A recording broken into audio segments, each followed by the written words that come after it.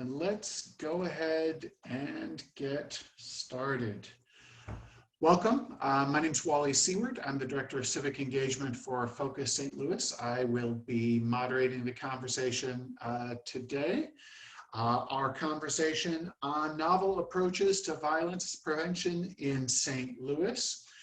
I'm going to do a brief introduction of our panelists. All of you got an email with our panelists' impressive biographies, so you could read through those and get familiar with them, so that I'm not going to do long introductions, and we can jump right into our conversation today. Thanks for being here. All right, got a few more folks coming in. Welcome. So, as I said, I'm Wally Seward, Director of Civic Engagement for Focus St. Louis. It's probably not the same on everybody's screen, but for me, sitting directly to my left is Serena Mohammed, who is the Director of Strategic Initiatives at the St. Louis Mental Health Board, and also named the brand new Managing Director of the Regional COVID-19 Response Team. Congratulations on that, Serena.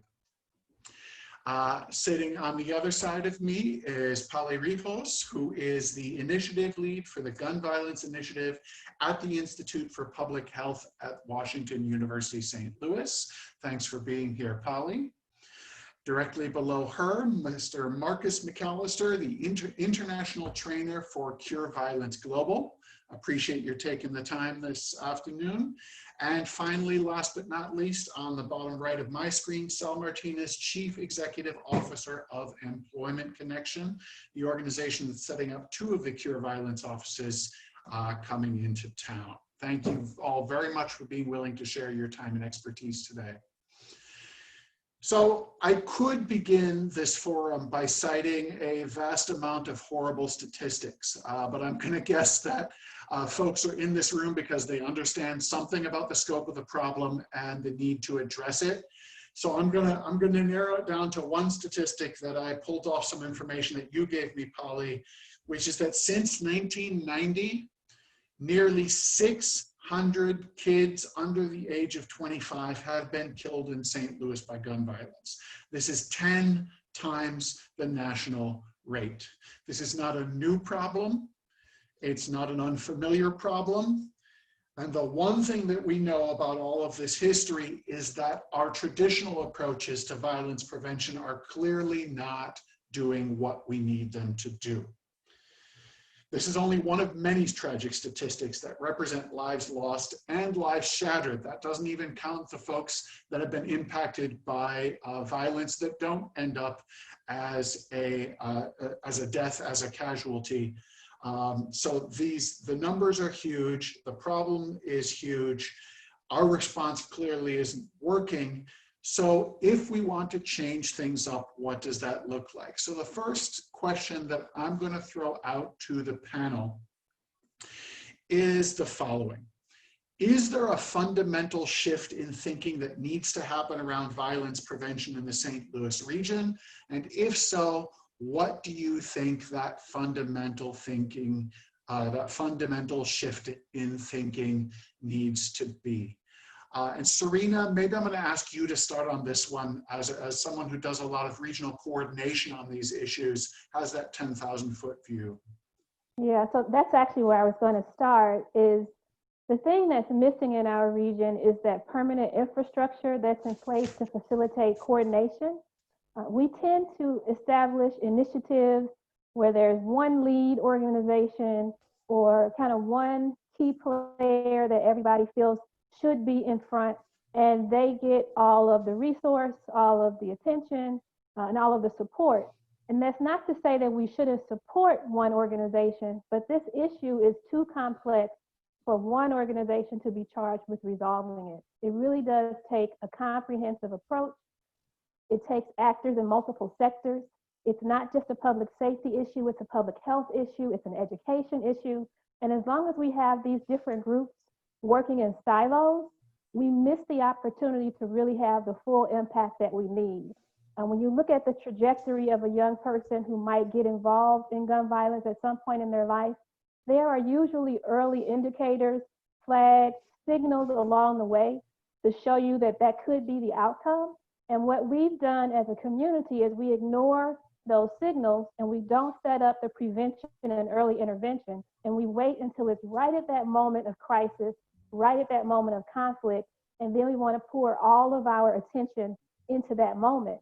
And because in that moment there is this sense of urgency and crisis, the response is usually very heavy-handed and punitive, and it's usually focused on enforcement versus social services or support. So the fact that we wait so long for things to escalate and then step in means that we've missed so many opportunities earlier on to address the issue at the root cause. And I don't think that this is just how we handle violence prevention. I think that it's common in many areas, especially in our region, to really look at the final stage instead of upfront what could be done. So one shift that needs to happen is to start to understand the arc or the trajectory that leads us to gun violence so that we can intervene much sooner and not just focus on that end stage when there's a conflict or a crisis. So fundamentally an early and coordinated intervention as opposed to a last minute, possibly politically charged, punitive enforcement intervention. Right, Did and I I want to summarize that emphasize well? you summarized it. I want to emphasize the cross sector because no one is an expert in everything. So if we know that this issue is complex and that there are things that we need to do in the education sector to address it, that there are community development things, built environment, where we live, how it feels, all of those factors need to be considered. And people who make decisions in all of those sectors should be working together to have comprehensive solutions. It shouldn't be up to one sector or one organization to try to solve the multitude of issues that lead us to the place that we are of having this preponderance of gun violence over so many decades. Thank you very much. So who else wants to weigh in on this? That fundamental shift in thinking that needs to be had in order to better address violence. Marcus, looks like you've unmuted yourself. And then Polly will come to you next. I would defer to ladies first. I seen Polly raise her hand as well, so she can jump in there. No, go ahead, Polly. Thank you, Marcus. I agree with everything that Serena said. I think it's important that we sustain also those tables for communication. And when we're doing that, we need to assure that we're centering the voice of those who are affected. We tend to make decisions on behalf of folks without consulting them and seeing if the interventions that we have designed actually work for them. And it takes time and it takes money, and that is something we don't talk about. I'm not sure how much we're going to talk about this today, but I think we also need to talk about policies. Policies are sometimes made far away from the regions that are truly affected. We have changes in access to gun laws that happened in 2006 and 2016, and we talk very little about the effect that it had in our region. So when we change permitless carry or permit to purchase in 2006, we had an increase of over 20% in both homicide and suicides. And at some point, we also need to start talking about suicide that is affecting at the same rate St. Louis County, and I'm talking about the national level, right? The 2/3 of deaths are actually suicides. But definitely we should cover that in another symposium. I will now pass it to my friend Marcus. Thank you, Polly. So yeah, thank you for the question, Wally, and I appreciate both answers by my sisters, Polly and Serena.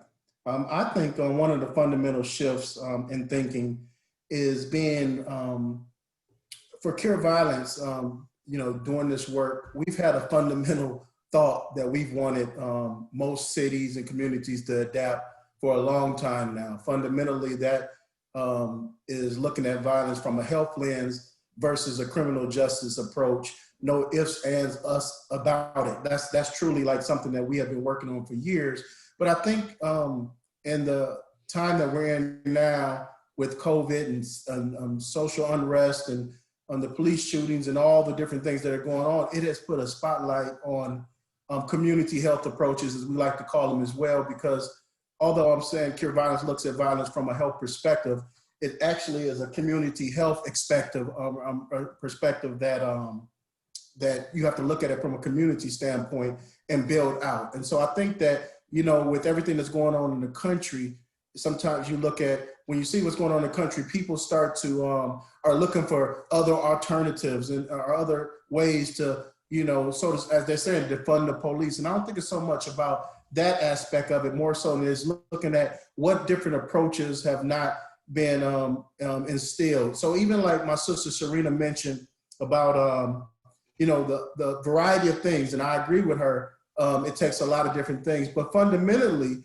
looking at violence from a health perspective has not been at the table versus some of the other things that we've known forever. You know, people say we need more education, need to build up this program, and whether they've had the resources or not, they have still been something that people think of. So I think now looking at it like, well, not only are all those entities great and they need the infrastructure, and you look at the dilapidated houses and, you know, all the things, the poverty and stuff, which are truly essence of it. I think the shift now is also looking at it from a different lens, meaning that if you think about social determinants of health, violence affects all those other factors, but they don't necessarily affect themselves like violence affects itself, but it's gonna affect the education. It's gonna affect the jobs that come into a community. It's gonna affect the infrastructure and all those different social determinants. So I think that we're starting to see that if we focus on the violence and instead of being punitive, I mean, not punitive, but trying to be criminal about it, let's look at it from a health perspective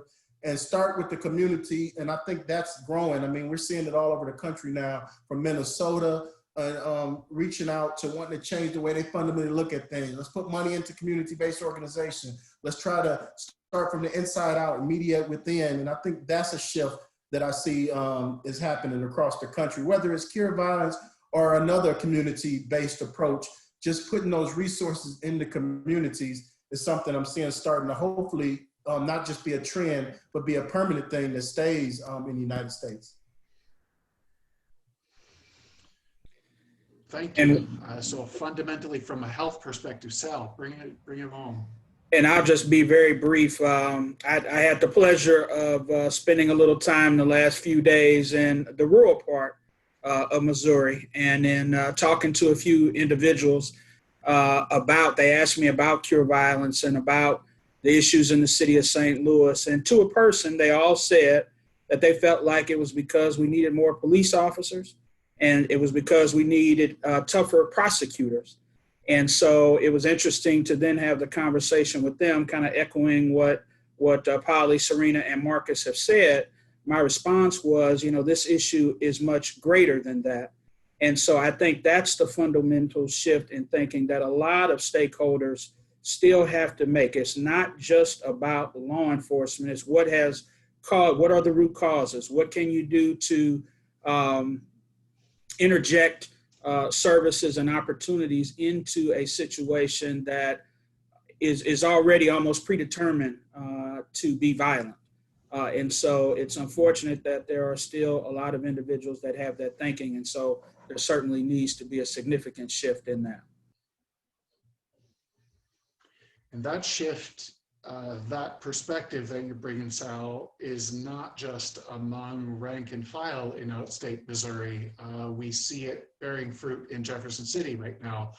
All right, and their entire focus is on being able to hire more police officers that don't live in the city of St. Louis, and possibly giving the Attorney General power to take over prosecutorial responsibilities in the city of St. Louis. So that attitude, I think you pointed out the attitude that needs to change. I appreciate that.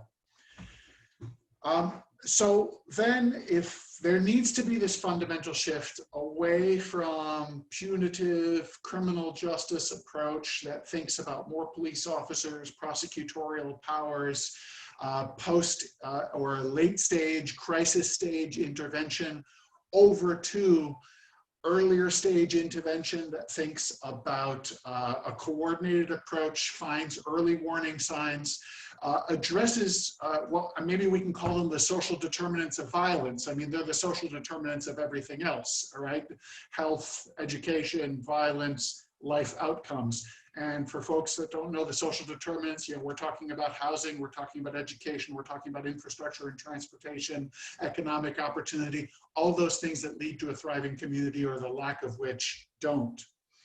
So if that's the fundamental shift that we need to see in the region, and we just did the kind of pessimistic, here's what's going wrong, let's flip the question around a little bit and ask, can you point to some of these new things happening in the region that have the potential to kind of take advantage of what this shift in thinking might give us, have the potential to impact rates of violence in our region? What are those things that are happening that we should hopefully, that our community should hopefully support, understand, know more about? And what are the biggest barriers to some of these new approaches being as effective as they could be? Because it's hard to change thinking, it's hard to change entrenched interests, right? So what are those new approaches and what are the biggest barriers to them being successful? Who wants to weigh in on that one? I will start because this makes me think about all of the conversations that I get to hear about anti-racism work that's happening, and racial equity and systems change and community-led processes. And the reason that those conversations are important is because the shift that needs to happen is from thinking about this as being someone else's problem and really understanding the concept of shared fate. So if there is a neighborhood that is experiencing high levels of violence, it's not about isolating that neighborhood and punishing people. It's about figuring out what resources would it take for that community to be as safe as the community that you might enjoy living in. And I think people who control resources and who control power sometimes put too much distance between themselves and the communities that they believe they're helping. So the more we have conversations about community-centered approaches and power sharing and anti-racism work, the more we have folks who are solving problems as if they're their own problems and not someone else's problems. And those problem-solving approaches yield different results. If you think about, if anyone who's ever been a parent or has been responsible for raising a young person, when you think about where you want them to go, you take all of the steps necessary to get them there. You look at what kind of education they're going to have, making them safe in their home, you know, making sure they have their basic needs met. These are the same things that the population of focus that we're talking about needs. But instead of thinking about how to get those things in place, what many decision makers think about when they're not connected to that population is what to do about them once they create a problem. And that change in thinking about them as someone else or other or an isolated community or a problem to solve really has to occur before we can really get to those solutions that we need to address this issue. So having those conversations about we're all in this together, there is no other community, all of the communities need to experience safety, all of the communities need to have resources. And in order for that to happen, those communities need to be positioned so that they can share power around decision-making on resource allocation.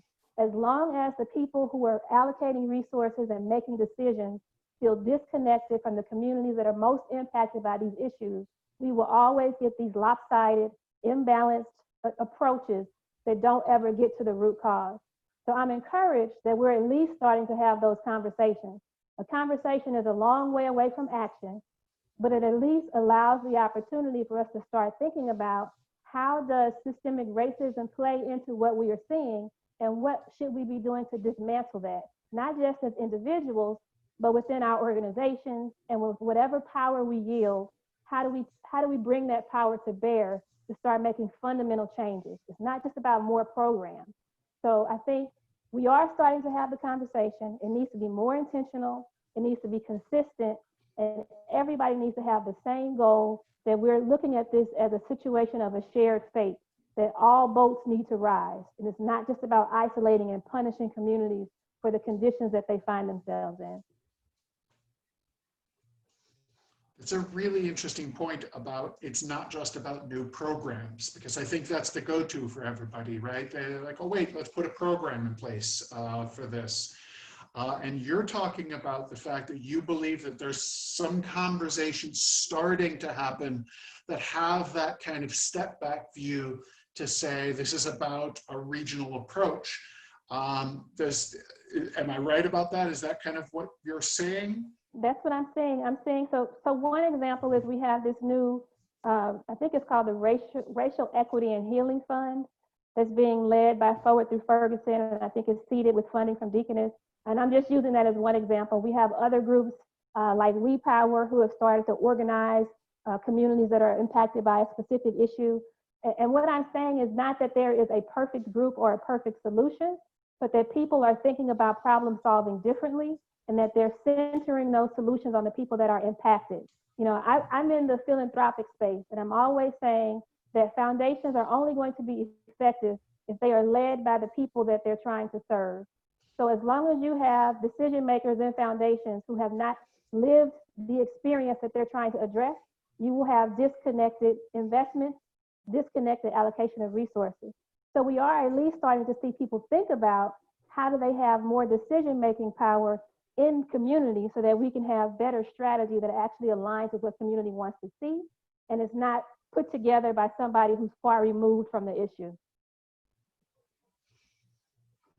Okay, thank you for that. And I appreciate those examples because I think there is some exciting stuff happening around the region.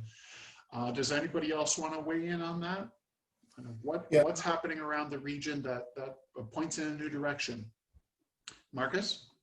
Oh yeah, well, thank you. I was going to say that obviously me being somebody who works for Cure Violence, you know, just in St. Louis in general, I mean, I think, you know, I travel all the time and help cities get started on doing Cure Violence. And I will say what I'm impressed, you know, it's a small start, but it's a great start. The fact that St. Louis has decided to invest, you know, I would say a substantial amount into approach that even other cities do not have that first infusion of finances being funded into a Cure Violence model. Because, I mean, I'm looking at, you know, we're looking at directly like, so our program is started by epidemiologists. So when you think about doctors are ready to deal with something that's going on right now. Now, there may be a whole bunch of other variables why that person came in the hospital, or why they're on the stretcher, or were they a good person, a bad person, and all those different things that need to be accounted for. And it goes underneath the same metaphor of like a house is burning, and yes, somebody probably was a slumlord, and yes, somebody probably could have messed up with the electricity, but we got to put the fire out. So, you know, I'm thankful that St. Louis has at least started the process of investing some money into something different, something that is proven to help with that particular lane. What I like about this approach and this model, a lot of different ways we can call it, is that it is focused on what it's focused on, and that is to be able to clear the air a little bit so maybe some of these other things can be addressed faster, better, easier. Because unlike whether you say social determinants of violence or social determinants of health, out of all of them, violence is the one that mimics itself. Like, so you don't have like, you know, unlike all the rest of them, violence mimics itself stronger than education mimicking itself, or the construction and all the different things that come when I said determinants of health. So I think that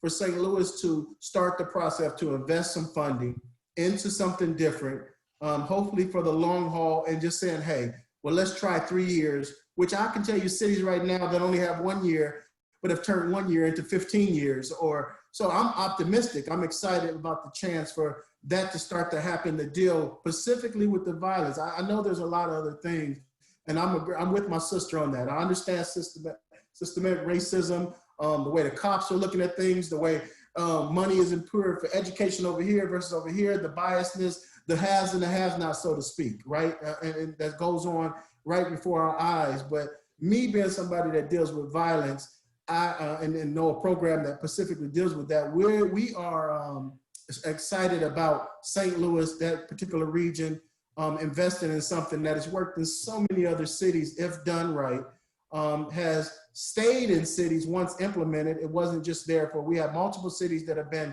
10 years or more doing the Cure Violence model. Specifically, even Kansas City, Missouri, another Missouri place, another city there in Missouri that has implemented this. So I applaud St. Louis for, and specifically the community groups that push for this particular approach to happen in St. Louis. but I think that's something that I look at as a positive, that's headed in the right direction, because there's many cities right now that I get a call and trying to figure out how they can even get at the table. At least St. Louis is at the table of trying to do something right now, already operating. And obviously we have our colleague, Sal Martinez, who is the benefactor of putting one of those programs in a particular area of St. Louis. So I think that is encouraging and is starting the right direction. Thank you.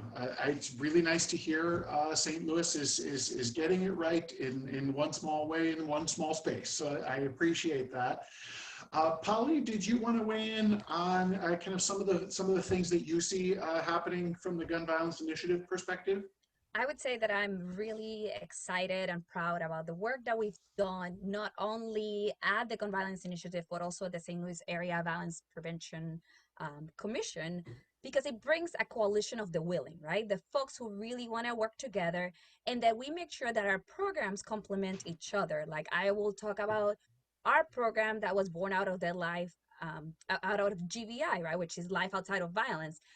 And what I'm most excited about is that it was a group of what would be considered competitors coming together, right? So we have St. Louis University, Washington University, University of Missouri St. Louis, with the two major hospital systems, BJC and SSM, saying, hey, we are not competitors, we're partners in care, and we're gonna take care of those folks, those kids and young adults who are being affected by violence, ages 8 to 24. And in the past 2 years, our recidivism rate is 2% for those who are enrolled in our program, whereas the national level, those who are not enrolled in an HVIP program, it's about 30%. HVIP is a hospital-based violence intervention program. And what is neat is that a program like HVIP complements very well with cure violence. So we look forward to working together. Like our lead for this project, Kateri, works closely with Mr. Martinez, and this is the way that it should be happening, right, across the different cities, that we are one community. There is not they, it's us. I live here and I'm gonna fight for my community. So can I follow up on that for a second? For folks in the audience that might not be familiar, what is a hospital-based violence intervention program? Like, what does that look like? If a young man comes into the hospital, he's got a bullet wound, what happens from there? From there, someone from the emergency team may contact one of our social workers and say, hey, I have this young individual here, right? A male or female ages 8 to 24 who've been either assaulted, stabbed, or shot, and they may benefit from intensive case management, someone that is going to be with them, walk the path between 6 months to a year, and provide them with either counseling or perhaps connect them with sales staff at Employment Connection and offer them assistance finding a job or job training. Perhaps they are under the supervision of our legal system and they need help or that little push so that they can finish being under supervision. And they are being guided by folks who look like them or who are very familiar, that are culturally competent or culturally sensitive to the needs of those individuals. Okay, thank you for that. Then let me, I'm going to come to cure violence and especially what that means. And Sal, I'll come back to you, especially in our next round. But I want to just finish up that question with, so we've got some exciting things happening. We've got some region-wide conversations about collaboration, about the systemic racism and the role that that plays. We've got some programs that are coordinating with others. We've got cure violence coming in with the city putting some significant resources into it. Can we talk for just a second about the barriers? It's hard to change how a city approaches a problem. What are the barriers you're running into, and what can the community members listening maybe do to help support and move these projects forward? Who wants to pick that one up? So I just wanted to pick up on something that Polly said about the coalition of the willing and make the connection between cure violence, life outside of violence, and the systems level work that I talked about. So the Violence Prevention Commission consists of all of those organizations and systems that implement the programs that we're talking about. So when we say that we want to have a racial equity agenda and that we want to talk about anti-racism and community-based decision-making, all of that learning and thinking about how to do those things well goes into those organizations that are implementing these programs. So that when you show up at a hospital and you interact with somebody in the Life Outside of Violence program, they have that understanding about trauma awareness, about cultural humility, all of those things that make sure that they're not re-traumatizing people and that they're able to deliver effective, high-quality programs. So we emphasize the fact that it's a coalition of the willing because you have to show up willing to do some work and to make some changes in how you might normally approach this issue. The barrier is it's voluntary. So you can decide that you don't want to participate, that you don't want to collaborate, that you're going to go it alone, you're going to do it your way. You don't want to hear about evidence-based. You're not interested in research. You're just going to do your program the way you want to do your program. And we don't have any accountability measures in place that when that happens, we can call somebody out and say, look, we understand that you want to do A, but it's very clear that B is the program that actually works. How can we get you to change what you're doing so that you're actually aligning with what we understand to be effective? So it's great that we have an investment in Cure Violence as an evidence-based program. It's great that people agreed to do the hospital-based violence intervention program. But again, these are organizations and individuals who voluntarily decided that they wanted to do something different than the norm. And as long as it's voluntary and we don't have accountability in place, we will continue to fund things that don't work, that don't produce results, and there's no consequence for it for those organizations. The communities bear the consequence. They bear the consequence of us investing in things over generations that have not produced the outcomes that we need and not having the courage to tell people that we expect more or we expect different or we expect better. So one of the barriers is establishing that level of accountability so that the community can start calling things out when they see that they're not working, so that those folks who do allocate resources can actually make a better decision about where those resources should go. That doesn't exist yet, but I'm optimistic that as we begin to start thinking about more community-led processes, we will get the type of feedback we need to make better investments. Yeah, and I would just add to that, that a barrier, when you think about investment in different things and whatnot, it's also a matter of, so although I say it's great that St. Louis has invested in a different approach, the care violence approach, and as Sister Muhammad was saying, evidence-based, you know, although 1 year, 2 year, 3 year, the thing is that these type of initiatives should be ongoing. They shouldn't stop just like nurses don't stop, police don't stop. And so I think sometimes the problem is people expect like all of a sudden they're expecting like, okay, well the city put, you know, 6 million into cure violence, it better be nothing there by next week, or, you know, so there's a matter of you have to give these things the opportunity to succeed and have the resources they need and have patience with them the same way you have patience with other things that clearly, and I say this with all respect to my St. Louis comrade, they clearly have not been working. So the least thing you should be doing is trying to tear down, and I'm not saying no one here is doing that, but I'm talking about some of the barriers you may have for people that are supporting things. They're not even giving it a chance sometimes, and they're delusional by thinking that whatever else has been in place has been working. I mean, the numbers are the numbers, unfortunately, and St. Louis as a city has had terrible numbers on violence over so many years, and it's something that, me being in the violence prevention space, it's something that everyone knows in the violence prevention space, whether you're doing this work in another city, because we pay attention over the years that St. Louis has been up there with cities like Detroit and Flint, and they just have stayed in the high of violence and stuff. So I think that having patience with different approaches, hospital initiatives, community-based initiatives, and making sure that you support them for the long haul and have the same patience you have with them as you've had with these other institutions that, quite frankly, haven't like established. I don't see no one just trying to say, okay, the police department hasn't worked in violence, let's stop them forever, or, you know, they don't do that. But with programs like this, the barrier is to try to convince them, don't treat us like a situation that has to blow your mind immediately. You don't put money into it because it's investing in community. It's investing in different type of people. It's doing a work that you may not understand. And so those are some of the barriers I see that could come along as we try to do this correctly in St. Louis. Thank you for that, Marcus. And I see folks already putting questions, and there's a little exchange happening in the webinar chat. That's fantastic. Keep that up. And I just want to let folks know we will save about 20 minutes at the end for Q&A directly from the audience. Feel free to start populating the chat with those questions.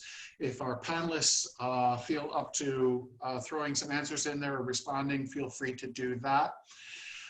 Before I get into the individual questions for panelists, I have one last follow-up for the conversation that's just happening. I hear a lot of the word funding mentioned a lot, in the sense of we need funding that is, isn't looking for the flashiest, shiniest thing that's gonna blow my mind right now, but we need funding over time. But traditionally, also funders have been an accountability mechanism. Am I wrong? Like, taxpayers usually demand that the things they pay for work. Philanthropic givers try to get information back about what they're paying for working. Is that not a functional accountability mechanism right now? What are the funders doing and saying as we're talking about these unfunctional solutions? So I'm glad you used the word functional. I will say that it is a mechanism. I don't know how well it functions. Someone had a question in the chat about communities not having enough influence. And I think that's where the fundamental disconnect is. The community members don't always have the opportunity to weigh in and say, here's how things are working. So I will tell you, as a funder, we get a proposal from an organization telling us what they want to do, and then we get a report from that same organization telling us how they did.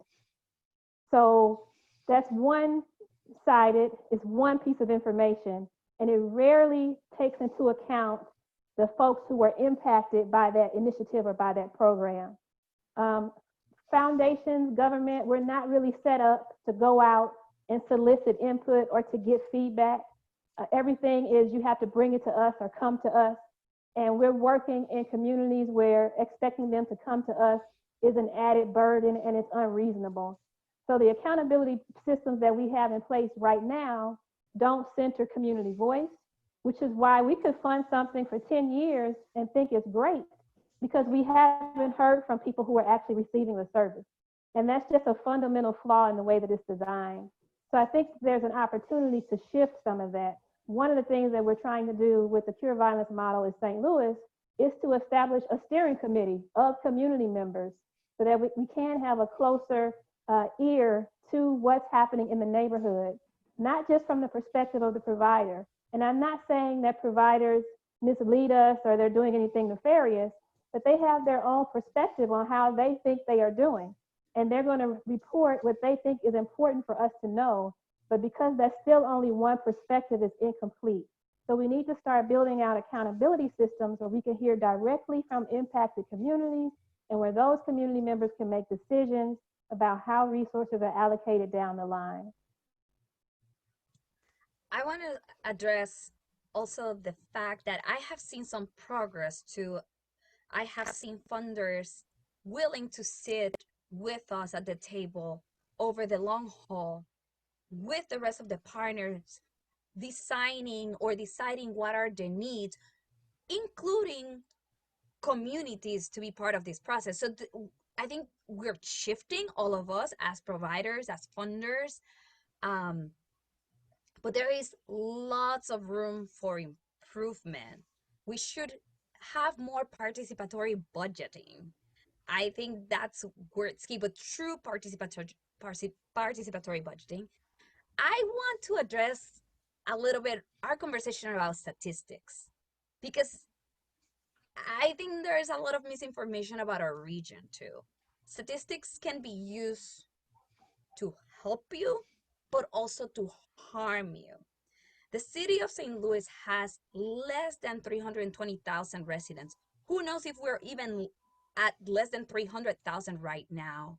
And we are affected deeply by concentrated poverty and racism. And what the rest of the nation doesn't understand is that St. Louis City is its own county.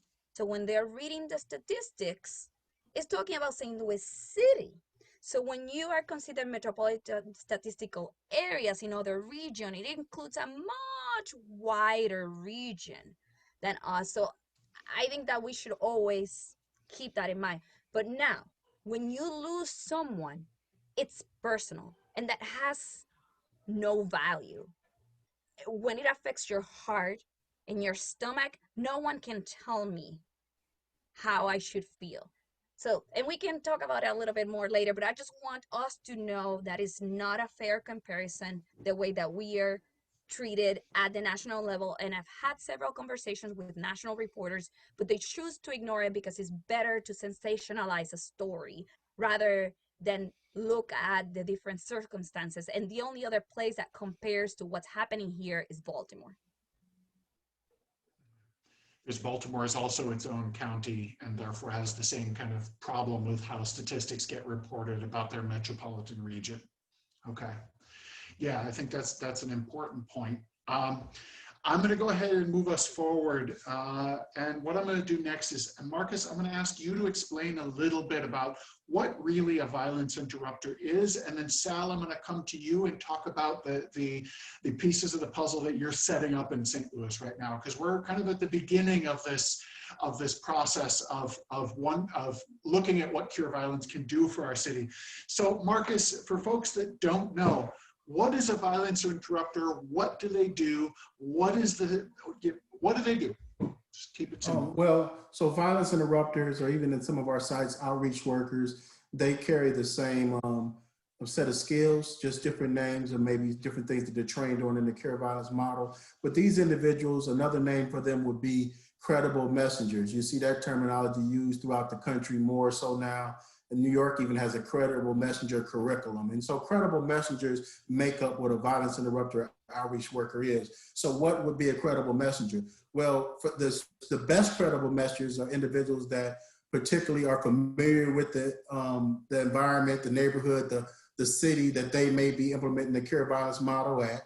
The best credible messengers are people that are very relatable to the issue of violence, because maybe in some cases they themselves were violence in their past, experienced violence, understands the culture of what's going on, and they have tremendous influence. So having great relationships in that particular community. And what they do, being that they have great relationships, great understanding of the neighborhood, they are able to interrupt situation and events before they get worse, before they even happen.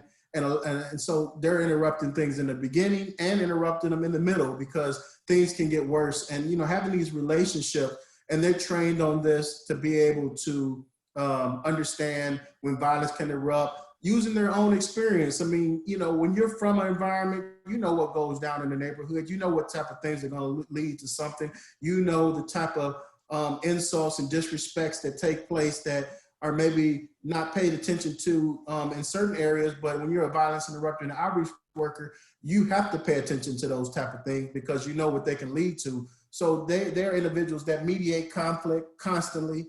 It's one of those jobs where you're mediating conflict, but it's not something that you're able to just put on the news the minute you mediated something. I mean, there's a saying, how do you get credit for something that never happened? I mean, the cure violence interrupters and outreach workers, they have a database that that they've been trained on, and they're going to constantly get trained on to be able to capture the things that they're doing. But these are things that community members or people just might not see. It's not going to be in the news per se every time they do something that you never heard of that got put out. And so behind the scenes, interrupters and outreach workers are stopping things that you only see on the news 7 days later that wind up being a triple homicide because it was something that they were able to get on the front end and talk people down and change somebody's perspective. And they can do it because they have the relationship. They're the people that's trusted most. And when you have relatability involved in these type of situations, people lend their ear more to listen,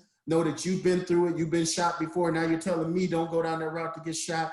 That stuff helps, it works. And that's the essence of a violence interrupter. They do a lot entwining with staff and with people in communities to alleviate violence, to mediate violence, to resolve conflicts. And they're very good at it and trained. It's not like we just find incredible people and we say, go out there and do what you got to do. They're constantly going to be trained. St. Louis Cure Violence sites are going to be trained constantly.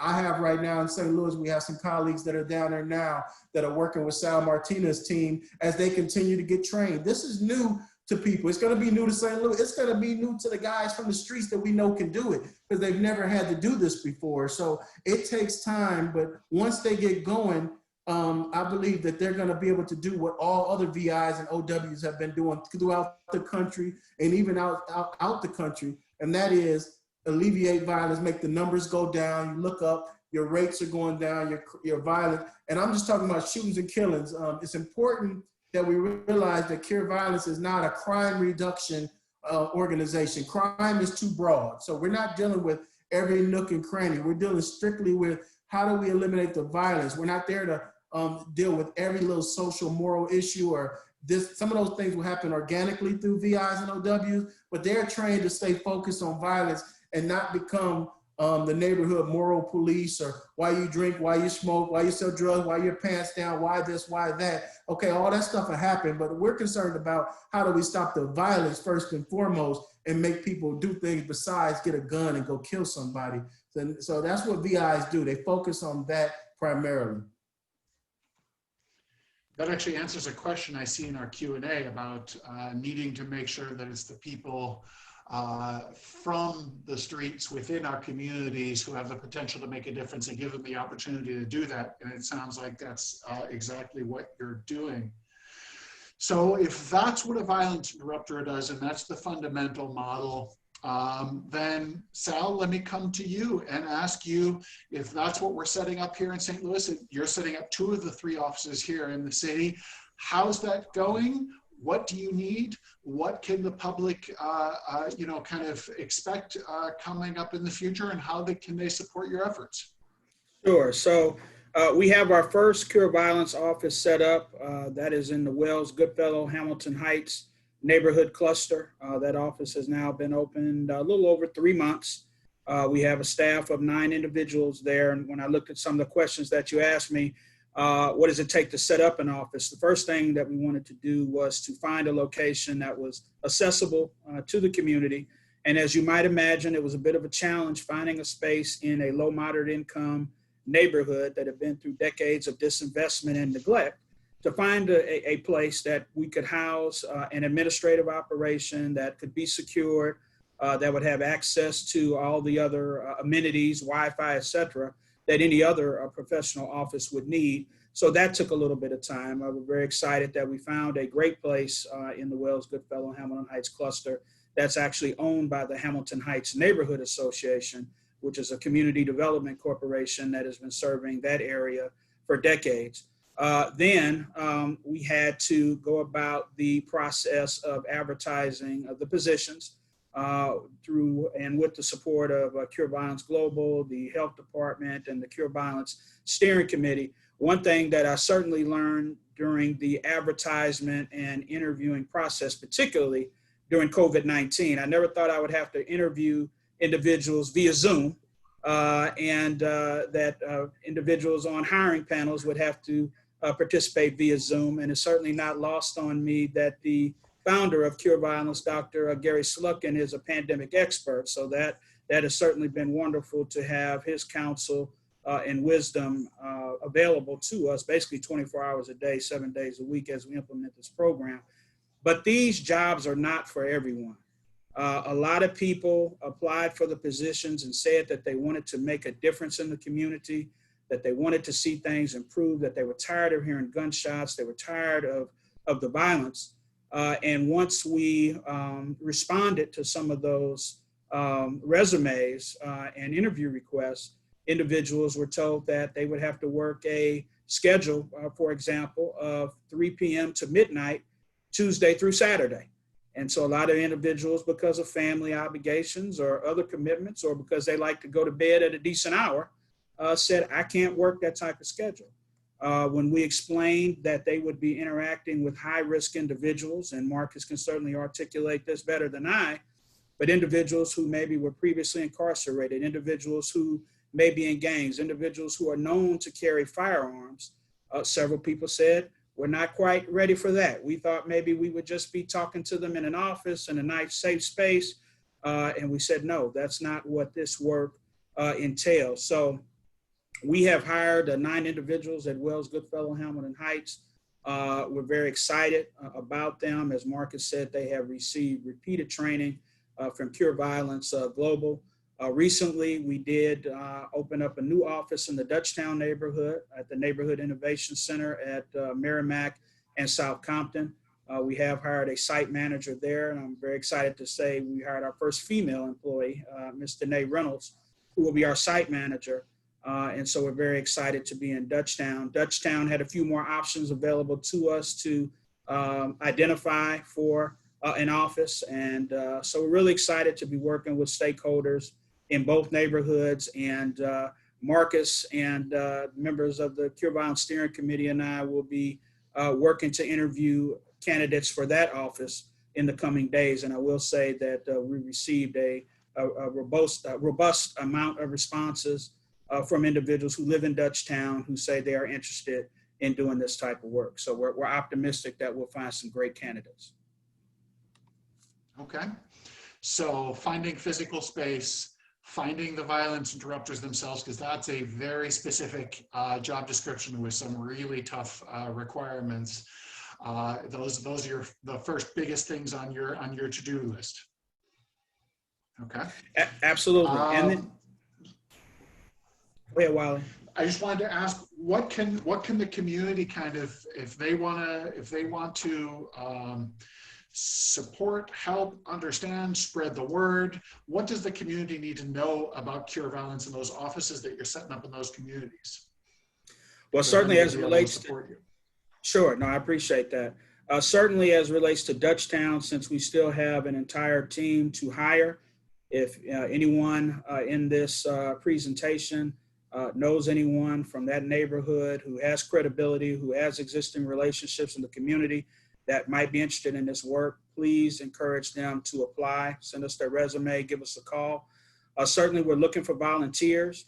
We've had individuals to help us with various events, neighborhood cleanups, meet and greet type of events. In Dutchtown, we've had individuals to volunteer to shoot video for us or to help put together marketing materials, flyers, etc. And so I think the sky's the limit if individuals want to get involved, maybe helping to connect us to existing stakeholders in the neighborhoods, residents, neighborhood association members, members of the clergy, business owners, etc.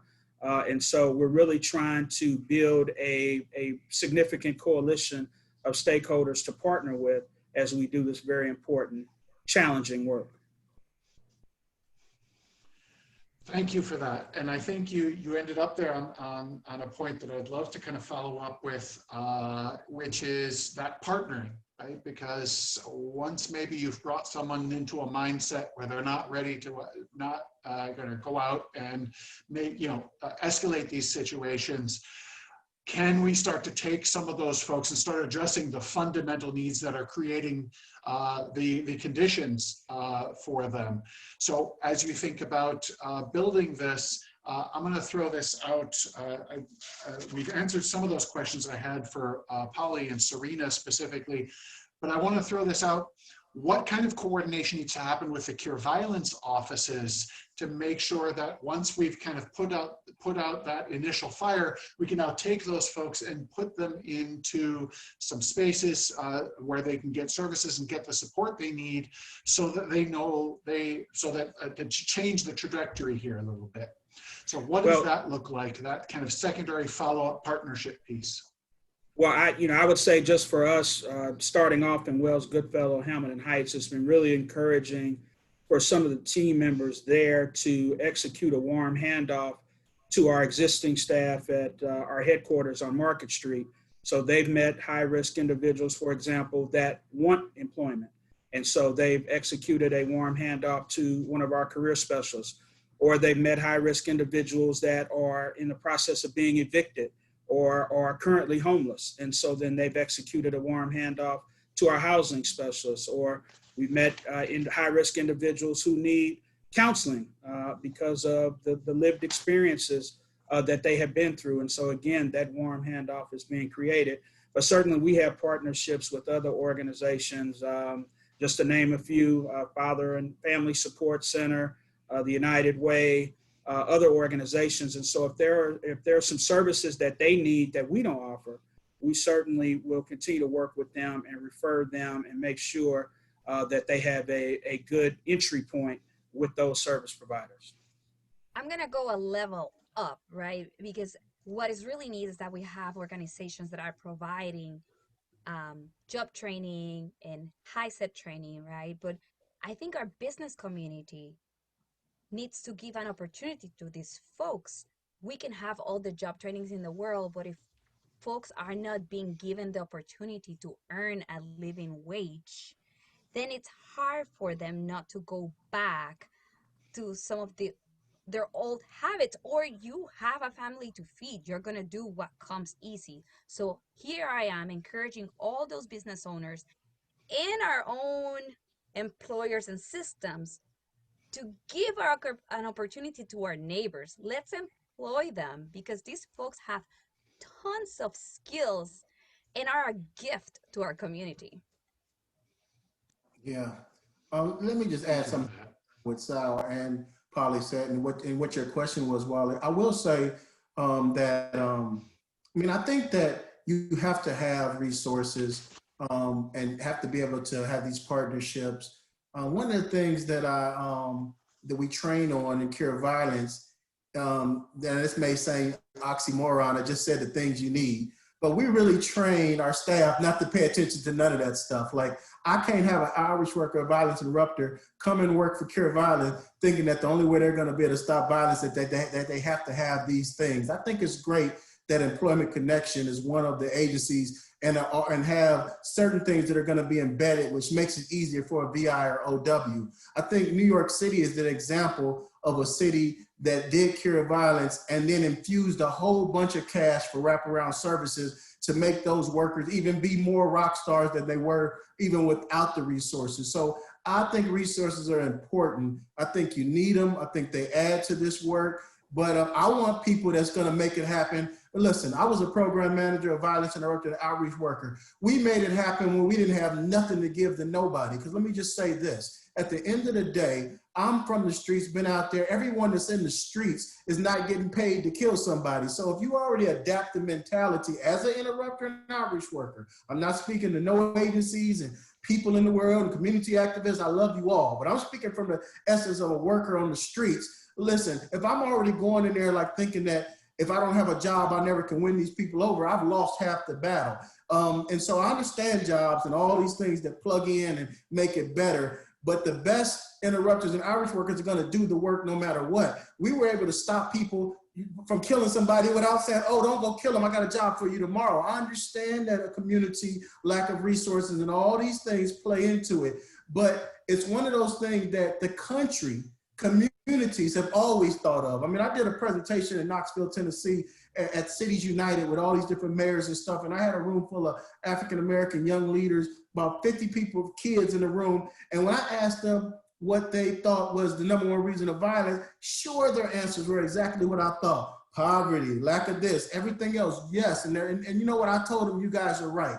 But they were speaking more or less on modulating factors. I mean, violence is an issue that is so strong now. I can see if we were starting from the beginning, but we've already traveled through all the things that's been going on, the systemic racism, slavery, I can go on and on. They all played a role. But we're so far gone into something right now that the root is already going down, and that's violence. And if you don't have a team of people that can deal with that first, without having the mindset of thinking that we have to have all these other things, those other things make it better. You don't necessarily have to have them to make a difference from somebody from killing, because I've seen it over and over again when people have been able to do that with nothing. And you got some countries that have less resources. Listen, Trinidad, a whole nother country, worse than Chicago, way worse than St. Louis.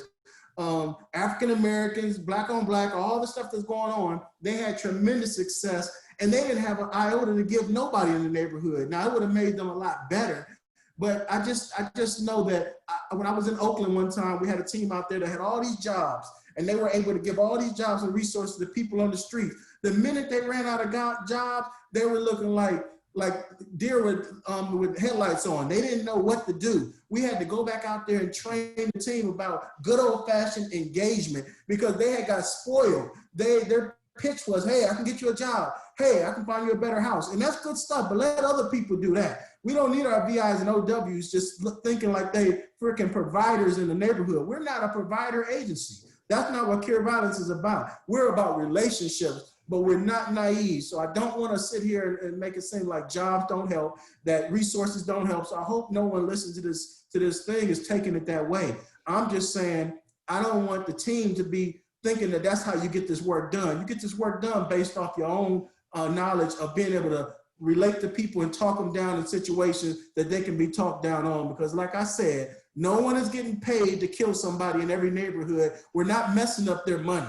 Everybody is not a robber. Everybody is not a paid assassin. I know we think of that, but they're not. They're getting killed over disrespect, over things that have nothing to do with if they had all the things that we may think. Because I know people that are shooting and killing people that don't even want a job. They selling drugs, they're in the hood. So if they're selling drugs in the hood and living off the land, all we can do is pay attention to, well, what can stop them from retaliating? Because it sure ain't gonna be a job because they don't want a job and the jobs can't pay them as much money as they're making. So that's why we have to focus on the behavior and the people that can change people's behaviors and then give them all the resources they need. It'll make it a lot better. As a clinician, I'm not disagreeing with you that we have to change behavior, right? When we look at the statistics, right, for the city of St. Louis, like I was reviewing, seeing like conflict, the ones that were solved, the majority of them were related to beefs. It had nothing to do with drugs, etc. It was about disrespect or conflicts. So conflict resolution is key, and it's something that we need to start early on. But we also have to address the lack of employment in our region, right? We have poverty. So I'm not disagreeing with you, but it's a factor that needs to be addressed. Yes. And I just want to build on that we're talking about, when the Violence Prevention Commission talks about an ecosystem where everybody has a specific role and they're complementary. So we would not ask Cure Violence to become employment specialists. They have a specialty.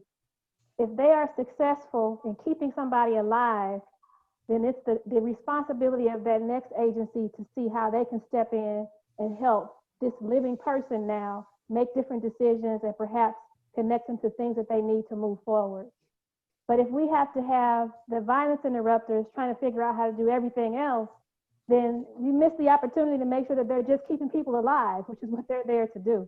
So the Violence Prevention Commission has this ecosystem where we're pulling these partners together to say, what are your strengths and how can we make sure that you're best positioned to deliver your strengths? And that's the beauty of the coalition of the willing. Nobody has to be a master of everything, but you have to be good at what you say you can do, and you have to be willing to partner and work with others. Yeah, I agree, Serena.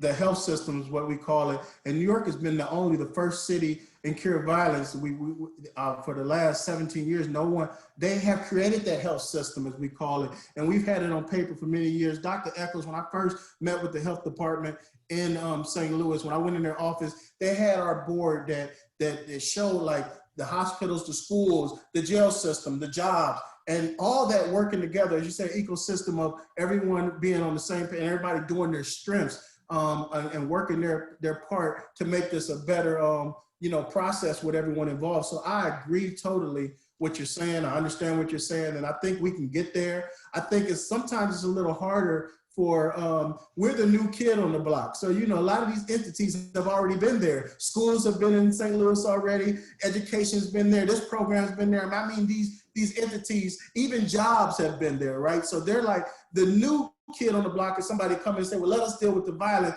but also will you guys play with us? And they're looking at you like, well, what have you all done? We don't know about you guys, community health workers, violence prevention. So they don't know nothing about you. So in St. Louis, they had to prove themselves. I mean, not St. Louis, New York, prove themselves first. And after they proved themselves, then they went to city council and said, hey, yeah, keep funding Cure Violence, but how about throwing another 250, 300,000 per site for wraparound services and all these other things that they needed. And that's why they've been the best at it, because they did exactly what you're saying, Sister Muhammad. And I wish every city could come out the gate like that. I mean, if they come out the gate with funding for every entity, all the things that they need, and have different groups that deal with housing be plugged in, then you're gonna have a better opportunity to see that violence go down even faster and just a better situation. So I'm agreeing totally what we're all talking about here. It's just a process of getting there.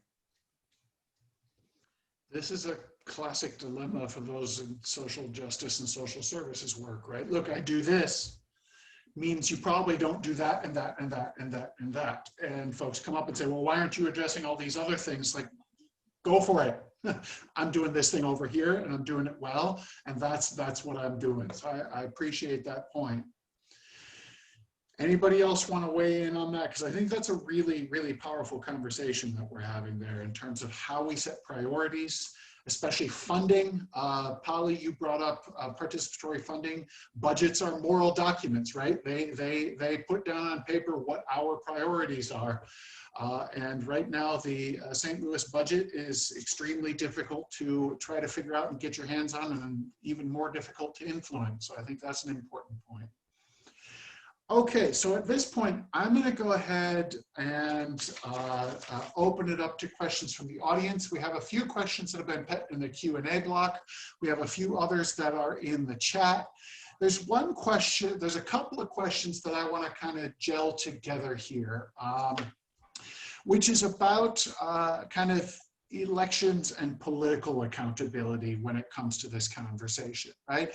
Someone asked about, well, why aren't we doing things about gun violence? Someone else asked about, well, what about the mayor's office as a barrier? The fact that we have federal officers coming into town as a barrier for shifting thinking on violence prevention.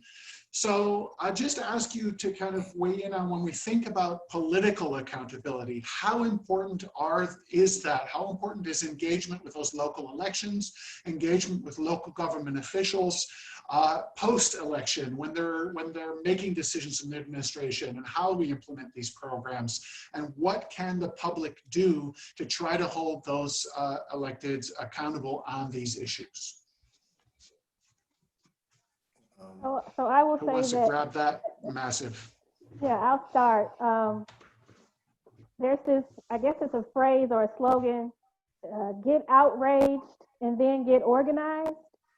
And one of the things that I am really, I guess, kind of in awe of is how well our community organized to bring Cure Violence here, and how they stayed at the table. So we can't be naive in thinking that once we introduce public dollars, there won't be any politics at play. There's always going to be politics at play.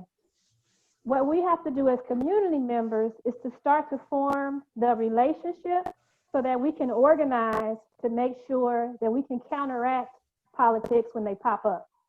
So we don't have a steering committee by accident.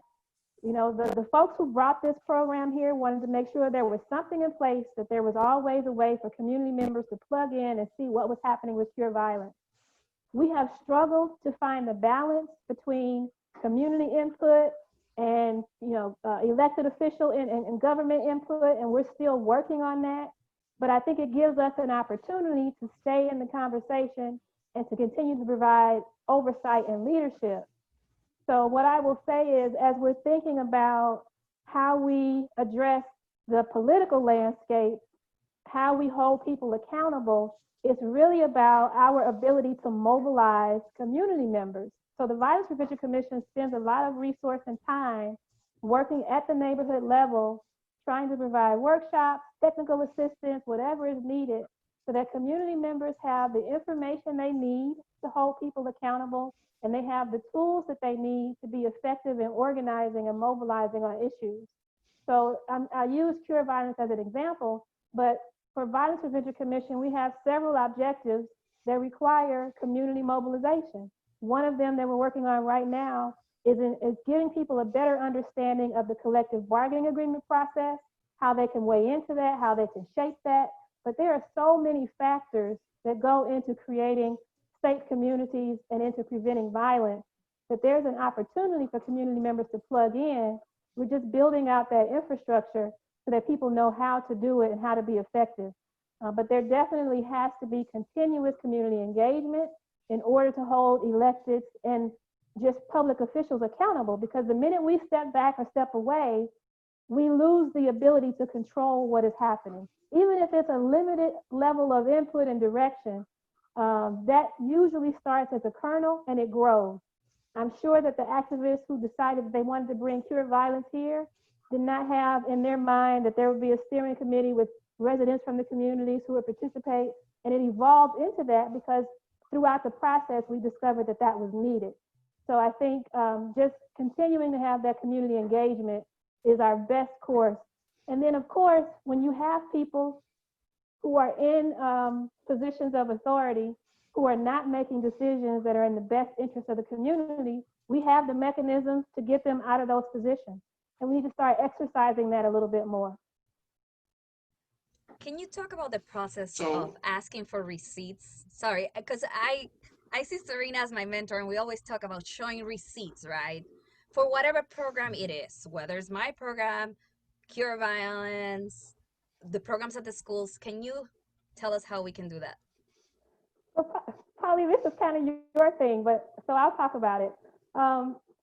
Really, the concept is when someone says that we're investing in something and that we're prioritizing something, you know, asking them publicly for the results of how that investment is going, what outcomes they've achieved, and then starting to document when they fall short and sharing that information publicly.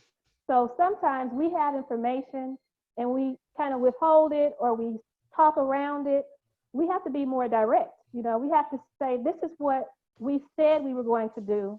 This is what's actually happening, and this is the correction that we expect to see. And when we start verbalizing that so that everybody's having one open conversation, it gives us a better opportunity to address things that may be going astray or going adrift. Right now, we don't always do that. You know, I get a lot of text messages or emails where somebody's telling me something covertly, and I'm like, if you can't say it out loud, and if we can't confront the person, the organization, or the issue, there's not anything I can do with this. But if you tell me something out loud, then I make the commitment to follow up on it and to see what can be done. And that's what I mean when I say, you know, showing receipts. It has to be something where we can engage in a dialogue together to really resolve what the issues are in a problem-solving posture.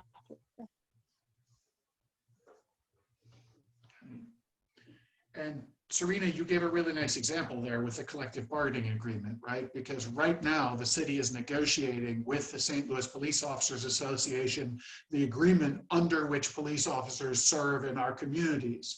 That agreement covers what we're allowed to know about officers when they get complaints against them, what happens in the disciplinary process, their pay, all of that. And all of that is happening behind closed doors. And as a plug, I know VPC has a survey out right now. If one of you has access to that and wants to stick that in the chat, that allows the community to give some feedback to the city on what they'd like to see as a result of that collective bargaining agreement. That's one of the ways I think we can hold public officials accountable, is to engage in that kind of activity. So thank you. Good. So, Marcus, Molly, because you mentioned it, I just want to have one clarifying point. That the reason that we are involved in informing the public about the collective bargaining agreement is because we identified early on that police legitimacy was a predictor of violence prevention. So in communities that have high rates of violence, if they don't feel like they have a good working relationship with police, they have a more difficult time resolving cases and really addressing the violence that's going on. So when we talk about collective bargaining, we look at it as an opportunity to support police and making sure that they have the environment that they need to do their jobs well, that they have the supports that they need, and that we're able to build stronger relationships between police and community. And I want to make that clarifying point because we talk to police officers as well as community members before we decided on this priority. And there was agreement in both groups that this was something that could benefit from having more transparency. Appreciate that point. Thank you. I was going to ask Marcus, you're with Cure Violence Global, so you can kind of maybe compare and contrast a little bit. What is it about the kind of holding public officials accountable that's successful or isn't successful in some of the spaces that Cure Violence works? Oh, well, I think it's I mean, different cities organize better than others. Obviously, you know, you have certain cities that organize better. I like as Serena mentioned, St. Louis organized in the community and bringing us down there at least to be able to have those dialogue with the city officials and the mayors and all the politicians, and so to speak. So I think, you know, that could never be done enough on any level of any city. You know, Cure Violence is happy that we also partner with Every Town for Gun Safety, Moms Demand Action. We really like them a lot. They're a great organization that likes to organize and be of help wherever they may be. They've always been very helpful to Cure Violence and other organizations, obviously, to just kind of organize and push the, which we did in St. Louis as well. They played a role in that at a particular point. But I think I'm just using them as an example. I think that just galvanizing community to be able to make sure that those elected are sticking to what they said, that they are supporting what the community wants, what they need, what they've seen to work. I mean, so I think that's a big part of it when you are trying to get something done. I mean, the community plays a major role when it comes to that, and being able to, the only thing I would say is like, when it comes to that, it's just a matter of, you know, everyone on the community, you know, I would say it like this: there's politics, and then there's community people that are on community things that are political themselves. And so sometimes they can tie that stuff in there and turn things that are supposed to be community political, you know. So everyone sometimes at some point got some politicalness in them, whether you're the alderman or the mayor or not. You know, some things start to turn that way. And I'm not saying no one particular person in one particular city, but I'm saying it happens. And so, yeah, it's something that's needed, but we can't get involved in all that. Let me just say this right here. Cure Violence, we don't get involved in all the political stuff. It's not our job to be holding community or city. That's something that has to be done locally at that institution and letting them handle all that. We are coming to do what we need to do as far as what we've been assigned to do. And we let everyone else deal with holding politicians accountable and the different various things that need to be done to see these programs, the funding, the money, and all the things that are needed. But we definitely encourage it. We just are not the ones that, so to speak, do it. But we encourage local city leaders to get involved, hold them accountable, make sure that transparency is there, inclusiveness is involved, and making sure that everyone is doing things correctly or backing up what they said they were going to do, as you mentioned, Wally, post-election. Okay. So speaking of not getting involved, I've got a question here. Is the St. Louis Police Department on board with Cure Violence? Does somebody want to talk a little bit about what that relationship is like? Yeah, I'll for surely take that one. Well, so Cure Violence, the model, the approach, it has really nothing to do with police whatsoever. I mean, other than obviously we're not naive to know that some of our agencies on a higher level, the managers and directors, there's going to be a relationship there with data and cross like organizing on potential like events and stuff that we may do and whatnot, but there's no like collaboration whatsoever. I will say that St. Louis police were understanding of what this model was. We don't share information. We're not the neighborhood. I can't stress this enough. I might have said it about 50 times when I was in St. Louis at all the community events. We are not the neighborhood watch. We're not the guardian angels. We're not an extension of law enforcement. We're not no one's informants, nothing of that nature. We couldn't have lasted this long if that's what we were. So if that was a way that we would have went, I don't think we would have been as successful as we have. We respect police and what they do and whatever they have to do in their capacity. But when it comes to doing this work, there is no relationship. There is no like, partnership or anything of that nature. The biggest thing there needs to be is an understanding that law enforcement know that what we're doing is what we're doing, and it's not anything to get in their way, but we're also not out there trying to deal with crime as like we're detectives or anything like that. No, we are trying to strictly put out the violence and trying to do things with less and less police. Like I'd rather for community members to get on the phone and call Sal's team in Wells Goodfellow about something first for them to be able to say, can they alleviate it, mediate it, and be able to help out with regards to violence. I'm not saying don't call us for somebody that ran off with the cat or something like that, or truancy issues or whatever. People will call you for everything, or but we're talking about violence. When things escalate, that's when we want to be involved and be able to try to slow that down. But not every ill will that goes on in the community. There is going to be many opportunities for police to do their job. But when it comes to violence prevention, we feel like we're a strong part of that piece of the puzzle. Dr. Slucken, as Sal mentioned, epidemiologist, and it's like, violence is a health issue, so why do we have police dealing with it? I mean, that might not resonate. People may look at that as a dumb statement, but it's not. There's other things police can deal with, but when it comes to violence, they shouldn't 100% be dealing with violence, because some things with violence have not turned criminal until somebody is killed. But who's going to deal with the two people that had a fight in the park? It just had a fight, right? A fight could lead to something. Who's going to deal with that? But organizations like this that deal with that particular thing, so it doesn't become something where they've already crossed the line and the police are looking for a particular shooter or whatever it may be. So that's the extent of our relationship, and sharing, maybe getting data from them about a neighborhood. But yeah, it hasn't been like no partnership or whatever.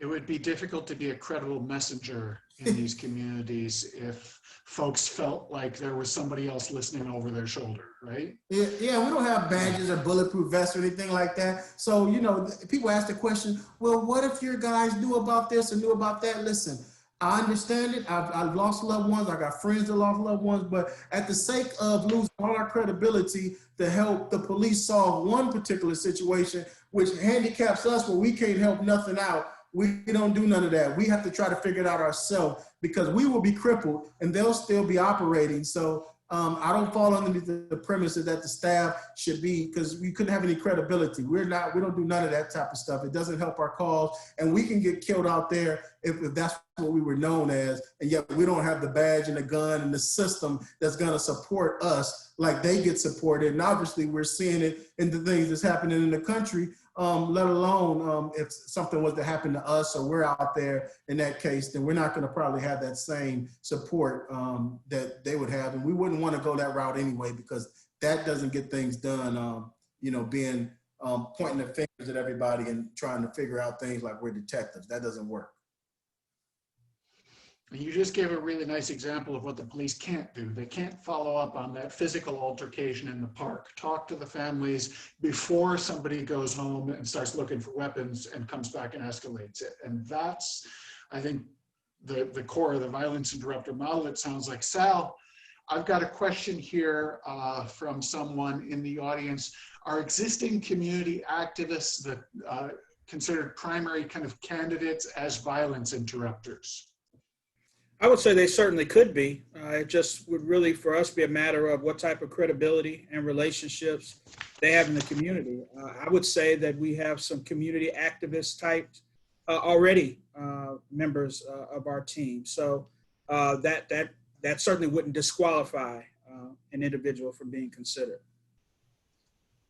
Okay. Yeah, let me just add, like, I think that, for many years, and it's been able to do, but for the most part, it's sometimes, as Sal mentioned, it has some, but sometimes it's hard for community activists to do cure violence, because community activists there are dealing with everything, and we support them, we understand that, but you have to kind of be laser focused and cure violence and stick to what that particular task is that you're good at. And so sometimes I've seen when people have been strong community activists, there's no way they can narrow their stuff down to being a violence interrupter, because they'll find themselves itching to deal with a lot of issues that need to be dealt with, but it just sometimes doesn't mix in this work, because it can take you all over the place. And there's a lane for that, and whatever lane that is, that lane needs to be pushed. But we don't turn Cure Violence into like a activism type of organization that deals with everything and trying to solve everything. And I think that is where we try to make the difference. Do you have individuals that are activists? Yes, in their spirit and certain things they're doing. But when you're a diehard activist, you're not going to be able to just deal with just shootings and killings in the neighborhood. You're going to deal with every little thing that's going on. And that's good for that individual. It's just sometimes not good for a team, because then you get to be all over the place, and you have no type of solidarity with the issue that you're trying to really focus on. Okay. We have just a few minutes left. Someone's asking about the measuring stick for success, and I think bringing in a lot of the thoughts that we've been expressing here about community voices and community engagement. Can we change the measuring stick for success for programs and maybe even the police to include community voices? Can what successful engagement with the community on a criminal justice front looks like include that community's own voice? Can we do that here? What would that look like? We're getting off a little bit into policing issues as opposed to directly violence, which I know is it's a slightly different issue, but I think it's an interesting question. Yeah, so I was actually going to start with the collective bargaining agreement that we talked about as being one opportunity for community voice. But I would say that there are a lot of coalitions that work on this issue. And if you can commit time to participating in one of those coalitions, whether it's a couple of hours a week attending a meeting, that gives you information on what strategies are being deployed, who's doing what, so that you're better informed to actually start to hold people and organizations accountable. So when you think about community input, a part of it is what information do you have about what's happening so that you know when and how to plug in. So I will say that when we started this conversation at the Violence Prevention Commission about collective bargaining, I don't think anybody on any of the committees had it on their radar. We've done a whole year of listening to communities, talking to police officers about issues that they cared about. You know, we talked about transparency and accountability. We talked about human resources, community engagement. You know, all of these themes kept surfacing over the course of the year. And initially we were thinking that we had to work on each of these as individual issues. And then we realized that there was one mechanism that touched all of those, that in some cities included community input, but in ours did not. So we shifted our attention to figuring out how to infuse more community input into that process to address all four of those issues. So I think a part of it is plugging into an organization, a coalition, or a group that's working on this so that you can get information that would inform how you become involved. It's not something that is as simple as it may appear on the surface, because violence is a highly charged issue and it's personal and we feel it personally. Sometimes there's this tendency to just feel like you want to do something. And what we encourage people to do is to get as much information as you can so that the something you pick is a good use of your energy, so that you don't feel like you're spinning your wheels. Because we do have that experience where people get burned out of working on something when they don't feel like it's going somewhere.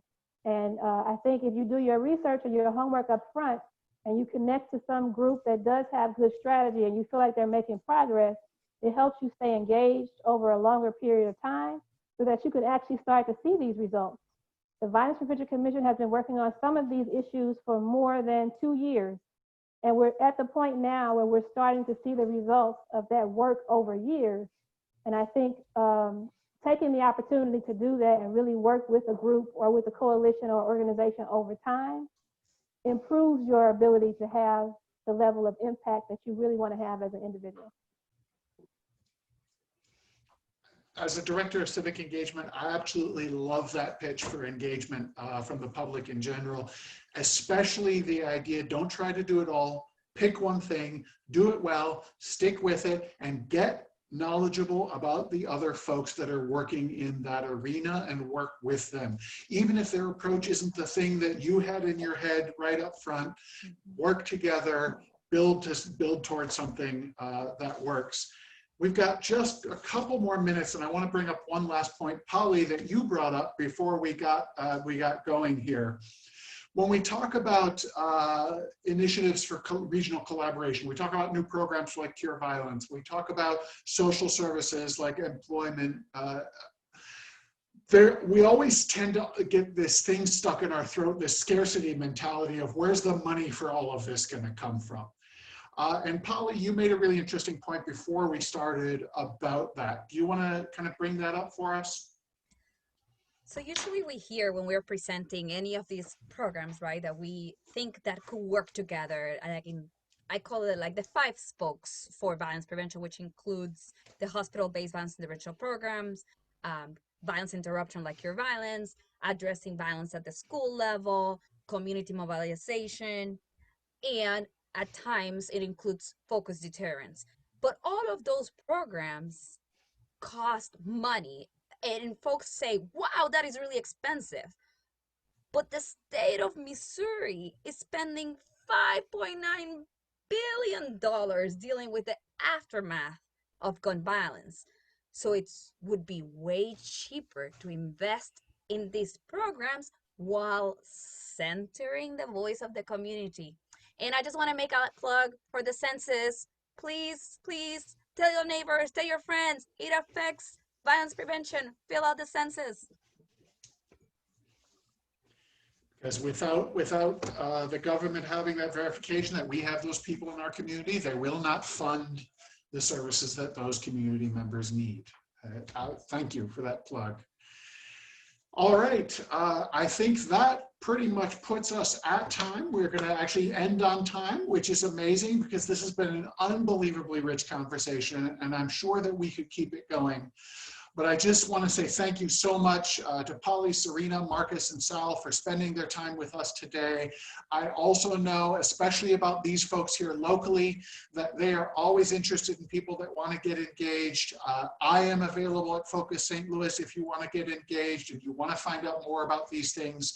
There's lots of stuff to learn, so I invite the audience to spend some time, learn more, make some connections. You can meet with anybody these days from your own desk. So make the time, take the energy to get involved. We really appreciate you being here. Thanks to our panelists, thanks to our audience. Hopefully look forward to more Focus St. Louis forums like this in the future. And everybody be safe. Have a fantastic rest of your day. Thanks to everybody. Thank you. Bye-bye.